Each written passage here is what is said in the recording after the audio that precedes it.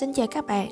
Cách đây 2 tuần, tính từ thời điểm làm video này, thì mình có làm bài test Notion Essentials Batch và nhận được huy hiệu chứng nhận từ Notion. Trong video này, mình sẽ hướng dẫn các bạn từng bước từ khâu chuẩn bị cho đến cách sử dụng huy hiệu, cùng với một số tips hữu ích giúp các bạn chuẩn bị kiến thức cho bài thi và câu trả lời cho phần nộp hồ sơ một cách tốt nhất. Dành cho các bạn lần đầu đến với channel Notion for Productivity, mình thường chia sẻ các hướng dẫn giúp bạn sử dụng Notion một cách hiệu quả nhất. Các bạn hãy nhớ nút theo dõi để tìm hiểu thêm nhé. Đầu tiên, mình sẽ nói một chút về chương trình Notion Certified. Các bạn có thể vào trang certifications.notion.site để đọc thông tin chi tiết thêm nhé. Thông qua chương trình này, Notion sẽ cấp chứng nhận cho các người dùng có kỹ năng và am hiểu về Notion, và họ có thể sử dụng giấy chứng nhận này trên các phương tiện điện tử như email, LinkedIn, v.v. Một số lợi ích khi được chứng nhận đó là được hiển thị huy hiệu của bạn trên các hồ sơ điện tử, được giới thiệu trên blog Notion cho những sáng tạo của bạn, xây dựng một doanh nghiệp hoặc thương hiệu chuyên nghiệp với sự hỗ trợ từ nhóm Notion, và có quyền truy cập các nguồn tài liệu độc quyền. Hiện tại, Notion có 3 danh hiệu là Notion Essentials Batch, phù hợp cho đa số người dùng; Notion Certified Consultant, dành cho các bạn tư vấn Notion cho các khách hàng; và Notion Certified Admin, phù hợp cho các bạn quản lý hệ thống Notion trong doanh nghiệp. Để đạt các danh hiệu này, các bạn sẽ làm theo 4 bước là chuẩn bị, gửi đơn đăng ký, thể hiện các kỹ năng và chia sẻ huy hiệu. Ở phía dưới có một số câu hỏi thường gặp như những lợi ích của huy hiệu. Mình nghĩ nó giống như một chứng chỉ để thể hiện khả năng sử dụng Notion của bạn với nhà tuyển dụng và các đồng nghiệp. Tiếp theo, không có một điều kiện tiên quyết nào. Trước khi bạn đăng ký tham gia chương trình, bạn có thể đăng ký nếu thấy khả năng của mình là phù hợp. Khi được xác minh từ Notion thì bạn cũng không tốn một đồng nào để nhận chứng chỉ. Chứng chỉ điện tử của bạn sẽ được lưu trên trang web của Gradly. Từ đây các bạn có thể chia sẻ chứng chỉ với các trang mạng xã hội khác. Nếu muốn tìm hiểu thêm, các bạn có thể gửi email cho Notion Team. Đây là đường link dẫn đến các hồ sơ của Notion Certified Consultant nếu các bạn muốn tham khảo. Trong video này, mình sẽ hướng dẫn các bạn các bước để nhận huy hiệu Notion Essentials. Huy hiệu này sẽ cho mọi người biết bạn là người am hiểu những tính năng quan trọng nhất trong Notion. Các bạn sẽ phải làm bài kiểm tra và đúng ít nhất 70% câu hỏi để nhận huy hiệu. Nói thật thì khi mình vào trang này, mình thấy các hướng dẫn của Notion khá rối và các đường link cũng rời rạc với nhau. Nhưng các bạn yên tâm, bây giờ các bạn cứ làm theo hướng dẫn của mình nhé. Bước đầu tiên là khâu chuẩn bị. Có 2 thứ các bạn cần chuẩn bị là kiến thức và các câu hỏi cho phần đăng ký. Nếu các bạn thắc mắc nội dung phần thi gồm có những gì, thì các bạn kéo xuống đây. Bài thi gồm 60 câu hỏi trắc nghiệm từ một bộ câu hỏi rộng và sẽ có ít nhất một câu trong các chủ đề dưới đây. Có một số câu hỏi khá khó, ví dụ như xác định các mức độ cho phép truy cập trang hay database chẳng hạn, và một số câu hỏi dễ để kiểm tra kinh nghiệm sử dụng Notion của bạn. Nếu bạn trả lời ít hơn 70%, bạn cần đợi ít nhất 1 tháng để đăng ký thi lại. Mình chia sẻ một tip là các bạn hãy vào trang Notion Guides and Tutorials để chuẩn bị kiến thức một cách tốt nhất trước khi làm bài test. Mình chắc chắn là các đáp án chỉ nằm quanh trong đây thôi. Ok, tiếp theo mình sẽ chuẩn bị các câu hỏi cho phần đăng ký. Các bạn click vào đường link này. Nhớ duplicate trang này về Notion của bạn.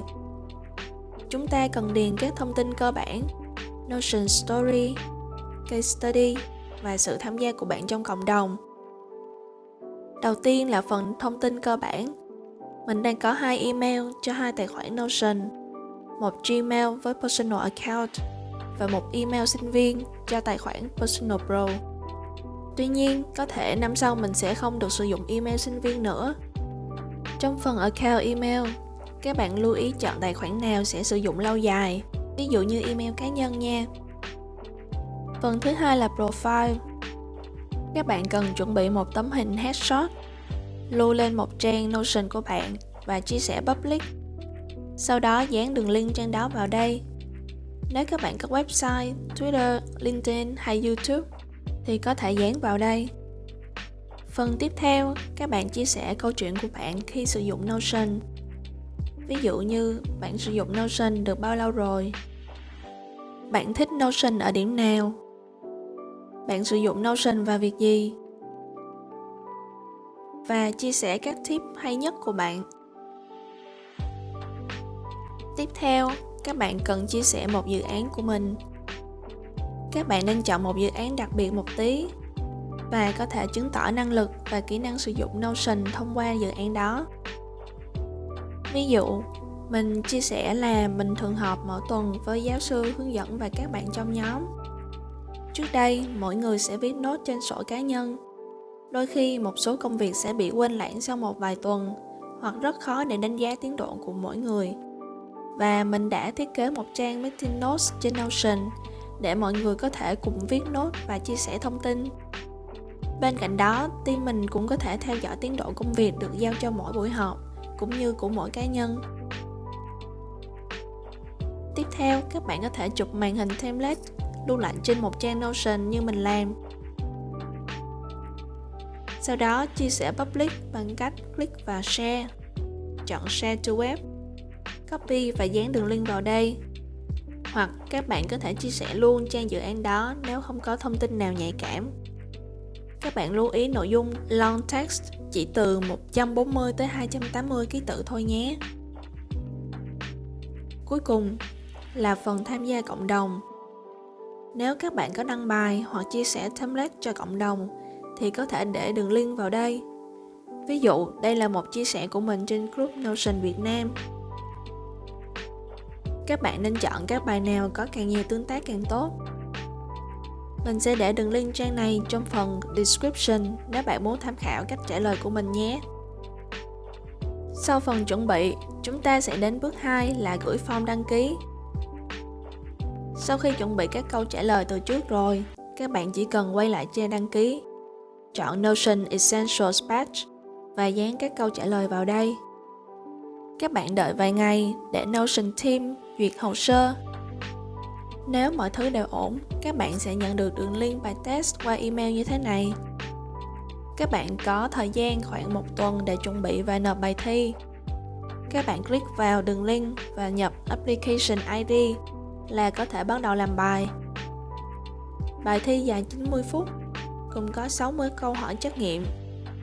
Giả sử các bạn đúng trên 70% câu hỏi, thì sau khi nộp bài, trong vòng 1 phút, các bạn sẽ nhận được kết quả qua email và chúng ta sẽ qua bước 4, nhận huy hiệu và tải về các file ảnh. Đây là email chúc mừng từ Notion và sẽ có một email nữa từ Gradly để các bạn nhận và chia sẻ huy hiệu. Để vào trang tài nguyên của Notion, các bạn click vào This Temporary Link. Trong Notion Certified Workspace này, các bạn có thể xem có bao nhiêu thành viên đã được nhận huy hiệu này, bao gồm các anh chị nổi tiếng như William Nutt, Mary Pauline hay August Bradley. Đây là các Certification Resources. Các bạn vào Notion Essentials Batch, kiểm tra Mailbox để nhận huy hiệu từ Gradly. Các bạn click Accept Your Batch và cứ làm theo hướng dẫn của Gradly. Đây là trang chứng nhận chính thức của mình, được cấp ngày 28 tháng 5 năm 2022 từ Notion Headquarter. Notion sẽ chứng nhận các kỹ năng cho các bạn được nhận huy hiệu này. Các bạn có thể chia sẻ chứng nhận này qua một số mạng xã hội như LinkedIn, Facebook, Twitter hay Seek. Ví dụ, chúng ta sẽ chia sẻ nó lên LinkedIn.